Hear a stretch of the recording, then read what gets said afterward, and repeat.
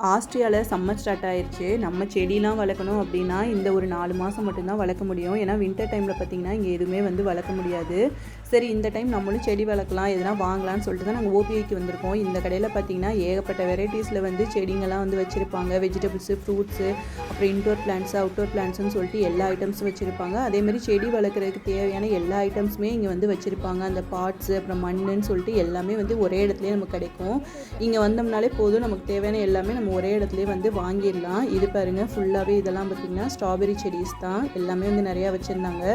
தக்காளி, பச்சை மிளகா இதெல்லாம் பார்த்திங்கன்னா ஆல்ரெடி வளர்ந்த மாதிரியும் கூட வச்சுருந்தாங்க. நாங்கள் வந்து அதெல்லாம் வந்து வாங்கலை.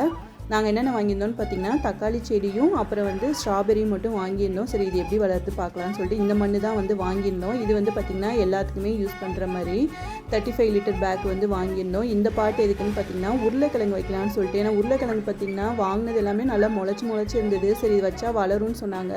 சரி, இந்த டைம் ட்ரை பண்ணி பார்க்கலான்னு சொல்லிட்டு வச்சுருக்கோம். வளர்ந்துச்சுன்னா நான் உங்களோட வந்து ஷேர் பண்ணுறேன். அவ்வளோதான், வாங்கிட்டு வந்த எல்லா செடியுமே வந்து ப்ராப்பராக வந்து எல்லாம் அரேஞ்ச் பண்ணி வச்சாச்சு. வீடியோ பிடிச்சா லைக் பண்ணி ஷேர் பண்ணுங்கள். மறக்காமல் சப்ஸ்கிரைப் பண்ணிடுங்க. பாய்.